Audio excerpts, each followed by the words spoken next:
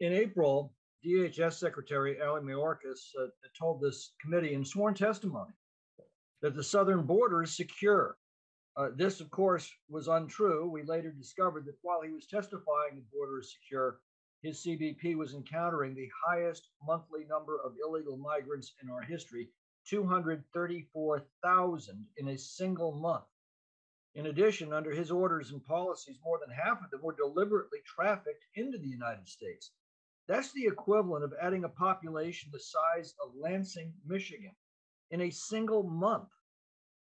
It's no surprise that the border chaos continued in May, setting a new monthly record for CBP encounters at 239,000.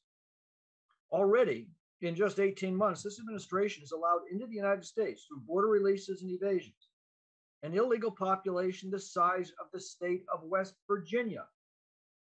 Now, Mayorkas couldn't tell us how it will benefit the American people to have their classrooms packed with non-English speaking students, their emergency rooms flooded with illegals demanding basic care, how their families will be safer with increased gang activity and fentanyl inundating our communities, or how working families will be made better by flooding the labor market with cheap illegal labor while they foot the bill for social services. Now, Gallup warns us there are 42 million foreign nationals just in Latin America and the Caribbean who intend to come here. Nearly 8,000 a day are now illegally entering our country, and we're warned of up to 18,000 a day who will be arriving if the Democrats succeed in dropping Title 42. I'm not aware of any civilization in history that has survived an illegal mass migration on this scale. So how do my Democratic colleagues on the Immigration Subcommittee react to this unprecedented illegal migration they've unleashed? Do they call on the Biden administration to stop the releases? Do they call on their president to actually enforce U.S. immigration laws, or at least stop incentivizing this mass illegal migration? No. They call a hearing to discuss immigrant military service members and veterans. 31,000 are currently serving in our armed forces. This is less than 4 days of the border incursions that we're currently seeing. The IMMVI programs naturalized about 1,000 veterans in 16 months. That's the number of illegal aliens streaming across our border every 3 hours.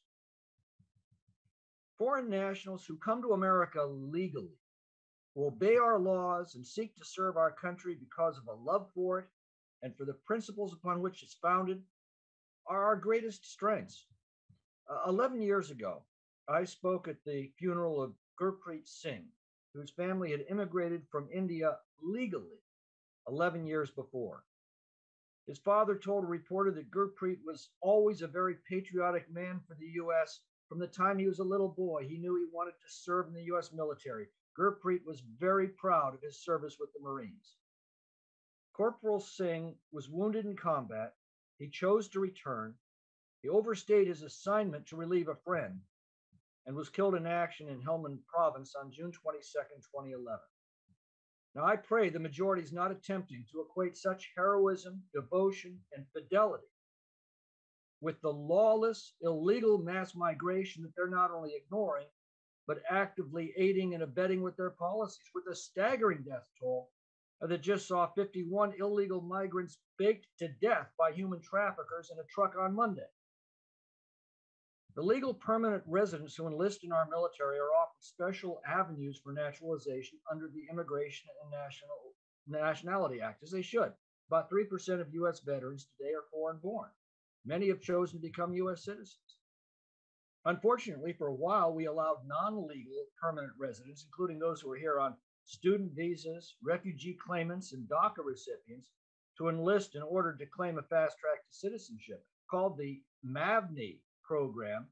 It was such a debacle that the Obama administration had to suspend it in 2016.